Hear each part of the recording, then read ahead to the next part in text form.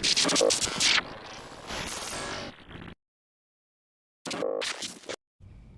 everybody, welcome back to the EQN Sports Desk, all driven by Holiday Auto Group. I am Dru Stewart.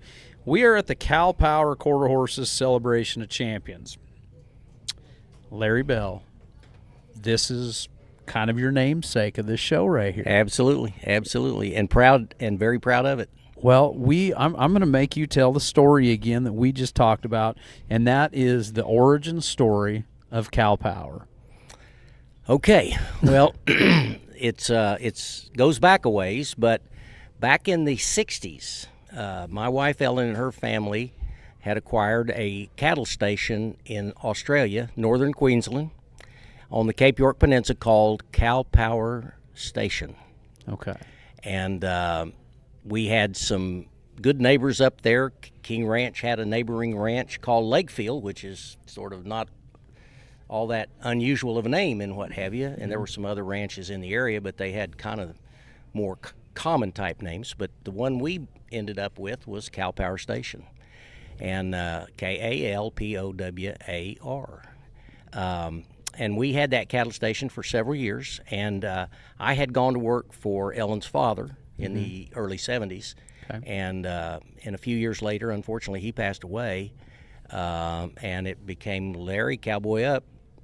You're in charge, and you're going to make the 15-hour flight to Sydney, Australia, and then work your way up the east coast of Australia into North Queensland to Kalpowar Station. I worked my way up. I'd get to Cairns, which is kind of the jumping off spot for the Great Barrier Reef. Give you some idea where that is. Beautiful place and beautiful area. Very big cattle station, but it was named Kalpowar, and what I learned was that there was a wild orchid, golden orchid, that grew in that part of Queensland, and apparently the Aboriginal word for that flower was Kalpowar. So that's how the station got its name. Now, so obviously the family organization and what have you was called Kalpowar Station Partnership, right?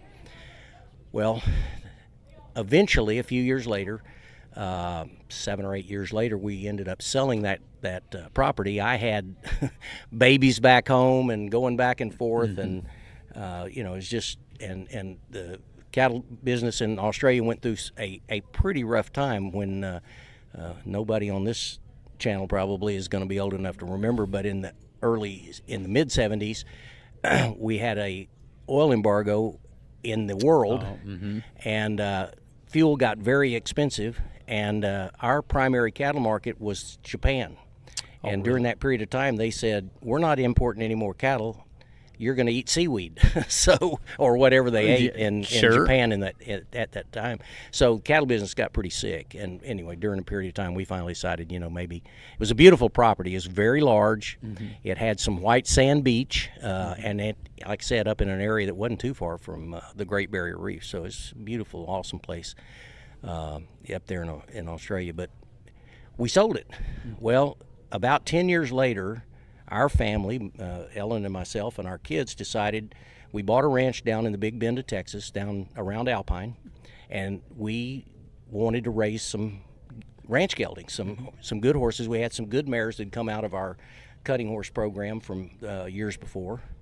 We wanted to just raise some good geldings, and we wanted to breed to our mares to some of these good young performance horses. Sure. And kind of keep the cutting bloodlines and what have you going. We had Little Peppies and Colonel Freckles and Freckles Playboy and Doc's Oak and Doc's Hickory, some of that kind of stuff. But as we were doing that, we thought, well, we better have our own little family partnership. So we formed a little partnership, and we called it Kalpowar Quarter Horses.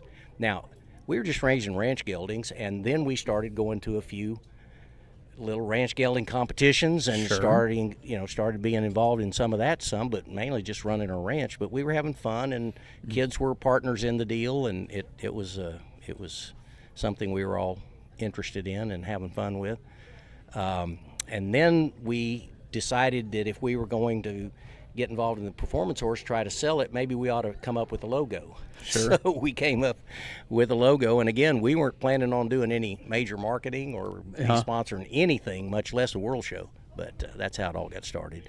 And then about 5 or 6 years later, we found Rain Cow Horse out in Fresno, California in 1998. Greg Ward won that year.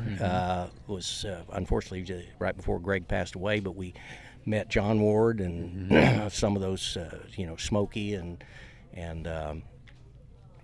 Teddy Robinson and Bob Avila and all the guys that were the heroes back in those days.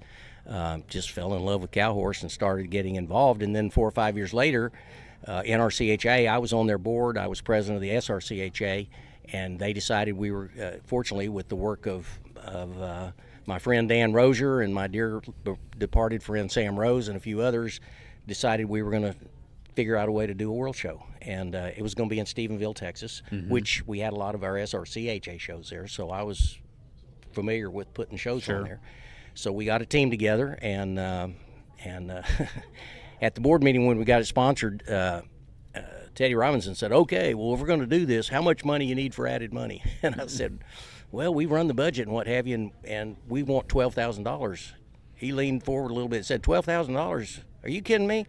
So we've never even done this before. And I'm going like, okay. And he said, "I'll tell you what, if you'll put up the $12,000, we'll make it added money and put it in, and Kalpowar can be the sponsor of the show." So that's how we ended up. That's how that went, huh? Of that first show is Teddy calling me on the carpet just and calling saying, "Hey, big right boy, there. you know how big an old boy are you? Let's step up here and put your money where your mouth is, so to speak." Well, as we say, the rest is history, because at that point in time, we didn't have there was no real world's greatest even that year at any time. And our dear friend Bob Avila and Carol Rose, a few weeks later, after a very successful first world show, came up with the idea. We said, "You know what, maybe we ought to combine world's greatest with world show." And and in the meantime, we were already having a derby. In the early days, those first derbies were the circle-wide derby. My friend Sam Rose got our dear friend Penny Youngblood at Circle Y Ranch to put up some added money and have a derby, and then we added the world's greatest the next year, and that really was the rest is history, because it's just, and we were in Stephenville for a few years, and we went to San Angelo for a few years, kind of outgrew all that, and finally figured out a way to bring it to Fort Worth, and it's just gotten bigger and bigger all the time. And our family loved Cow Horse. We love, I say this all the time. My byword is basically sponsor money is the mother's milk of performance horse, because it's what brings that substantial added money to all the shows and makes it worth paying a lot of money for a horse and spending a lot of money to get it trained and get it somewhere and have a chance to win a nice check. And so I've known that for a very long time and really pushed it. And it is kind of put your money where your mouth is. That if you want it to be really good, some of us just need to, if we can, step up and provide that sponsor money that makes a huge difference in how these things go. Well, first of all, thank you for that, and the passion. Just listening to you talk about this, you're absolutely right. None of us in any of these disciplines would be here without families, businesses that have stepped up through the years, for sure. Absolutely. I mean, and really, it's been going. Yeah, we've had plenty of people, lay the path for us. Yeah. Yeah. Well, it's pretty special that you've been here. So that was circa, looking at my notes from earlier, so circa 2004 is when that was when the first world show. And then World's Greatest start in 2005. 2005. Well, now World's Greatest, the World's Greatest had already started. Oh, it had. Yes, okay. A few years before that, and they had two shows in Oklahoma, up at the Lazy E, so up in Guthrie. And then the budget-wise and what have you, the number of entries, the numbers weren't working well, so they moved the show to Amarillo. So we went to Amarillo one year. Gotcha. Well, after the Amarillo show, which was less expensive to host the show and a little more convenient for a lot of people to get there, it was still like, I just don't know if this is really going to work economically.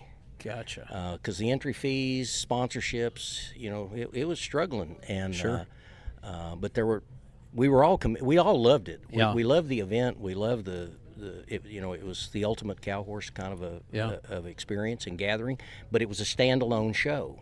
What wasn't there another? I'm just sitting here thinking, what was Battle in the Saddle? Was that AQHA sponsored that up in That's Oklahoma, yeah. and it was sort of a knockoff. A knockoff, but right? it came actually Afterwards, okay. after the World's Greatest had already started. Okay. And then the AQHA hosted a Battle in the Saddle up in Oklahoma City one summer, I think. Yeah. Because we actually. But that wasn't until like raced, 2010 or 11 that or was some that was right around then. Certainly, yeah, a few years later. Gotcha. And by then, I think I don't. It was before we had moved the World's Greatest to Fort Worth. Our first year here in Fort Worth was 2013. Oh, it was. And okay. the reason I remember that is that we loved it. We wanted to be a sponsor of it. Jay Winburn was involved. My story is that I was actually in Africa on a trip, and I missed that snaffle bit futurity in Reno, and I that's the first one I'd missed in like 10 years or maybe longer. And but my daughter Amy was there, and Amy loved cow horse, and she had great friends in cow horse. And I remember I was in Africa, and she called me, and she said, "Hey, Dad, I need to tell you something." And I said, "What's that, sweetie?" And she said, "Well, I just spent some of your money." And I'm going, well, I knew they had horse sales on that. Oh my God, she bought a horse. Bought a horse, yeah. And I said, "Oh, really? So what's that?" And she said, "Well, I just talked to Jay Winburn. He said they're moving the World's Greatest to Fort Worth, and want to know." Are we going to be a sponsor? And I'm going, and she said, I told him yes. So I said, well, how much did you commit? She said, well, I committed we're going to be a sponsor. You'll have to work that out. You work out the details. You and Jay. You yeah. figure it out. Yeah. So, no, and it was so sweet. I mean, it's part of Amy's story because that was in 2013, and she was involved in cutting primarily at that point. And she actually won the non-pro limited and was reserve in the 5,000 I think one year in Reno on her cow horse. But cutting was her first love. Sure. And although she rode hunter jumpers for 10 years before that, but as a result of that, it was so cool because we had our box at the show, right? Sure. And Amy got to fill the box with all of her cutting horse friends. Yep. And she just loved it because she was showing off how cool is, these people, if you don't know how cool cow horse is, come watch this World's Greatest. And so that was in 13, as I recall. And then 14, we had the second one. And then unfortunately a few months later is when Amy passed away. But so a lot of what we do is somewhat in tribute to her because absolutely a little legacy there for sure. She's the one that kept nudging us along, and made just some of her very dearest friends were part of the cow horse family. So. Well, that's great, and you do some things in her memory too. Oh, as absolutely, well. absolutely, and it was part of it was she left some very specific instructions in her will and left some resources in her will that if something happened to her, she had a sponsored child in Zambia. She had started a little orphanage in South Africa. Oh, wow. And she had gotten a few things going in her philanthropy, and then she left word that she wanted us to try to continue that work. And so much of what we do today, and now we've actually got Amy Bell Charities, which is a 501c3 public charity, and we're involved in like 5 different countries in Africa. We've got projects literally throughout the globe for the most part in Europe, Africa, and then of course in the United States, and we've done some things in South America as well. And so it's I don't know that that's what Amy really had in mind, to be perfectly honest with you. She was so private in her philanthropy, Many of her friends had no idea that she'd started an orphanage or that she had this little sponsored child or some of the things that she was doing before she passed away. But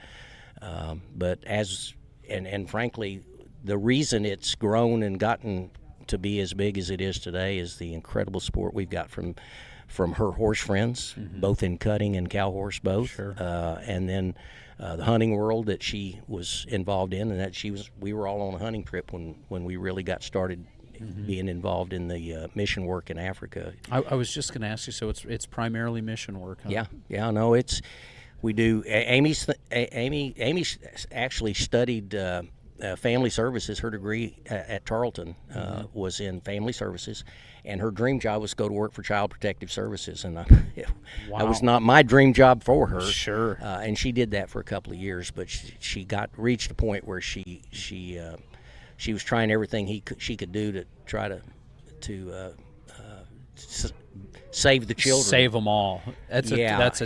She tough just deal. kept running into the wall and trying to get the moms, kind of some help, and using other relatives or grandparents or what have you, and she just was running into a lot of obstacles. And then she would get a phone call and said, "Amy, I need you to go back and see Alice because we've had to go get her kids again." And so that just broke her heart. She couldn't handle that, and so she kind of redirected that philanthropy in a different direction, and she did that for, I guess, 5 or 6 years before she passed away. But like I said, once we got to Africa, she really connected with those. We do orphanages, schools, clinics, water well projects. We got a huge water well project that we're involved in both Uganda and now in Zambia. We do empowerment projects. We've been there so many times and done so many things. The young women are bright and beautiful and young and just have all the potential in the world, but unfortunately by the time they turn 12, 13, 14 years old, kind of come of age, there's several major obstacles that kind of enter into their lives, and we've worked really hard. We've actually got a project called a washable sanitary pad, because something that certainly us men and a lot of people throughout the world never even think about that. But when you're in the bush and you're in the middle of nowhere, and you have no money, you have no resources and what have you, and these bright little girls are going to school and doing really well, but then all of a sudden they're during that cycle they're shunned and can't go to school. Well, they miss a week of school every month. Well, they get behind, and most of them never catch up. And so we've started working with a group in Zambia that actually we produce these washable sanitary pads. Costs us $15 to produce. It lasts a young lady for 5 years. So it takes her almost basically through her cycle, and if she takes care of it and all, it'll last her till she gets out of high school. And so we're involved in helping try to.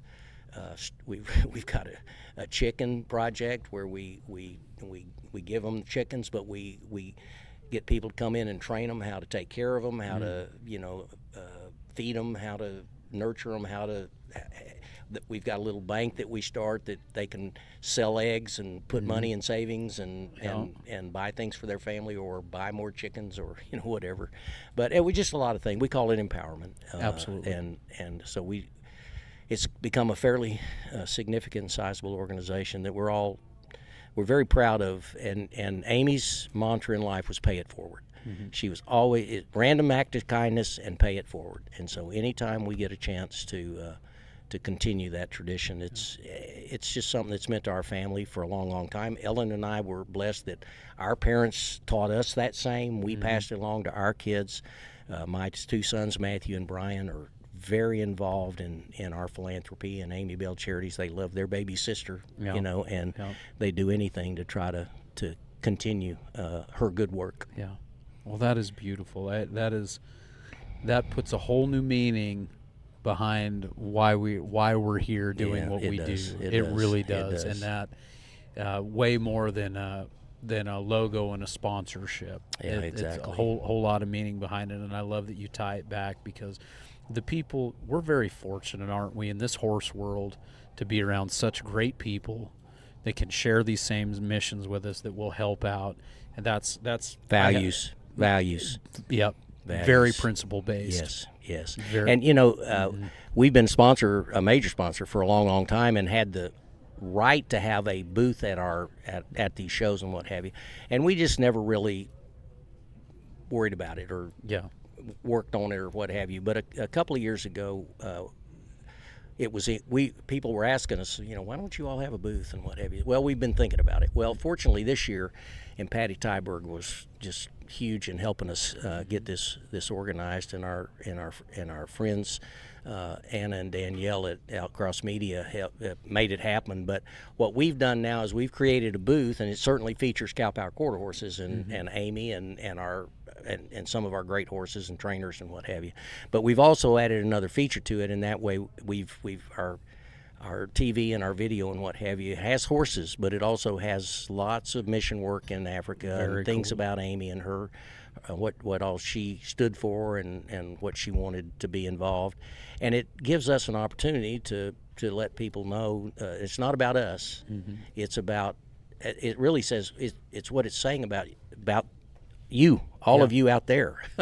Because, it's this family of the NRCHA that, first of all, after we lost Amy, there were some of our cow horse friends that stepped up and wrapped their arms around us and saved us. Sure. And Amy was running her horse operation, so when we lost her, it was kind of like we thought, well, I think we'll just walk away. Maybe we'll just step away from this whole deal. Yeah, and step aside.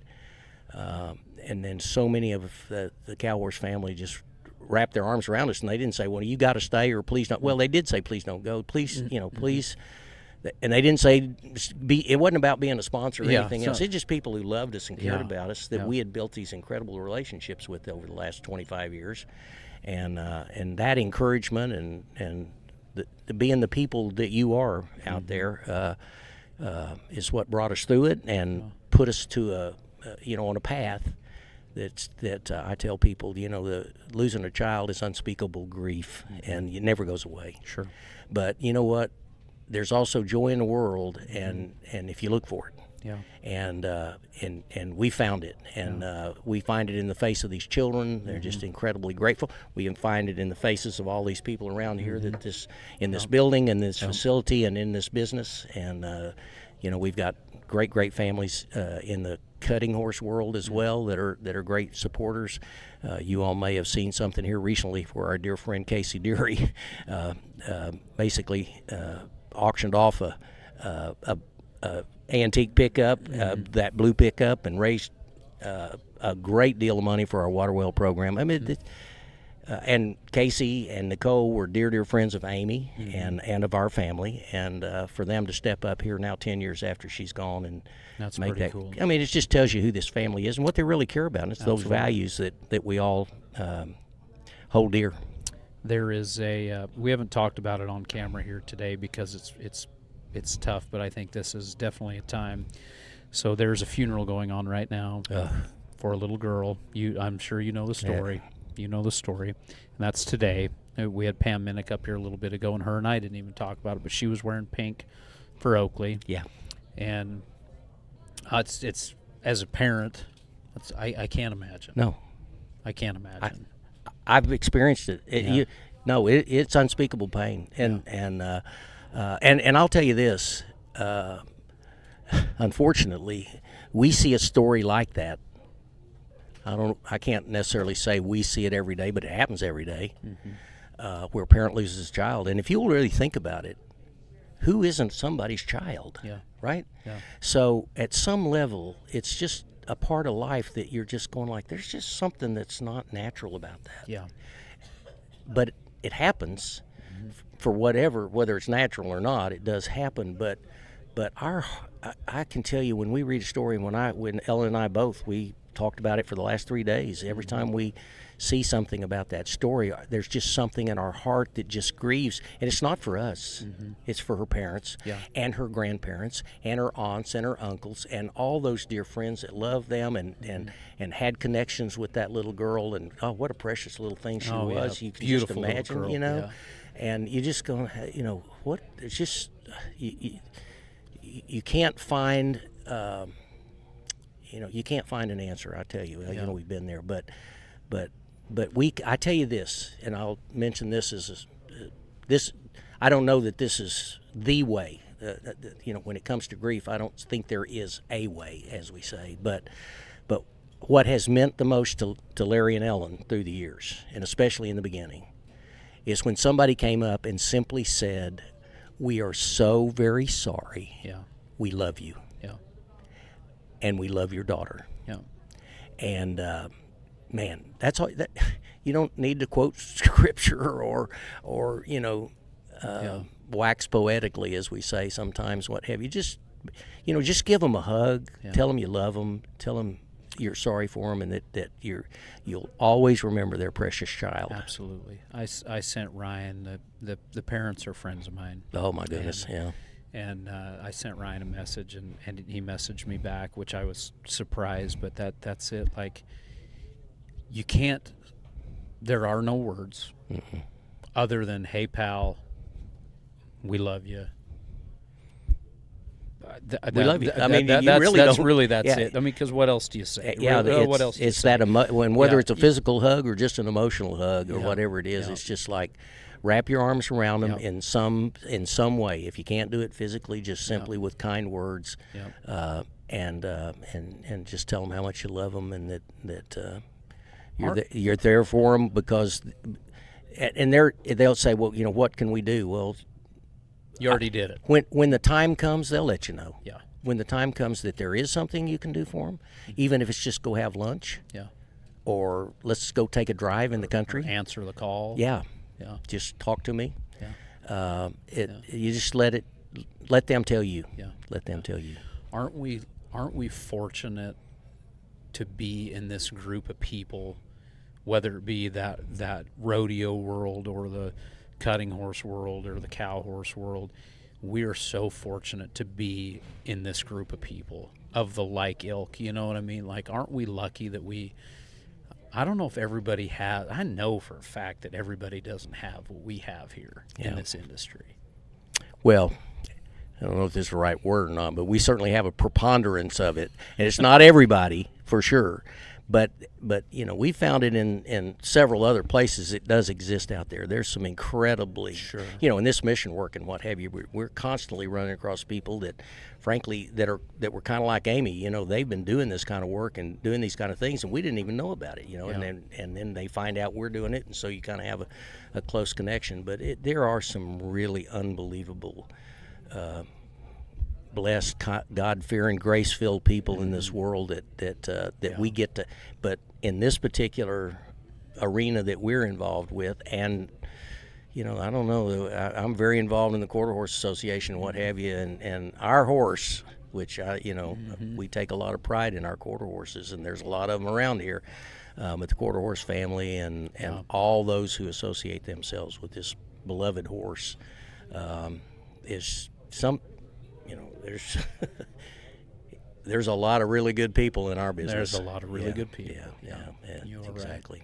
Right. Yeah, we're very fortunate. Well, Larry, I tell you what, this has meant a lot to me as a father, and really appreciate what you've done on the industry, on my business hat. I'm a marketing guy and have dealt with the sponsorship side of everything in the industry for years, and these are the kind of relationships that are the long-lasting, that really means something, that it's not about the dollars and cents, but the dollars and cents do help drive the industry forward. Yeah. And when those relationships get to come full circle and develop the way this is developed, that's when it's a win. And so thank you. And I simply want to respond to that by simply saying all this is us paying it forward. Yeah. Because so many people have given to us and pay it forwards. I can't reimburse you. Yeah. We can have some kindness and grace between us and what have you, but ultimately the best thing I can do is make sure I pay it forward and extend that same grace that's come to me to someone else anytime I get a chance. And this is a pay it forward family right here. Yes, sir. Yeah. Yes, sir. God bless you, my friend. Thank you, pal. Thank you very much. And stay close with your friend and just give them that emotional hug every chance you get. So thank you. You bet. Thank you. Well, guys and gals, this has been a great time to share with Larry. Thank you, and thank you to Kalpowar for everything that the group has done. We're blessed and happy to be involved and glad to be involved. We're lucky. We're very, very lucky in this entire industry to have families like this being a part of it. And friends, our deepest prayers and thoughts go out to the Chase and Domer family for everything that they're going through. Today is going to be a very, very tough day in this industry, but we love you guys, and I think that's all I got. Thank you, pal. That's what they need. That's what they need. Well, you love them, right? Absolutely, absolutely. Well, thanks, everybody. We'll talk to you in here in just a little bit. Appreciate it very much, Drew.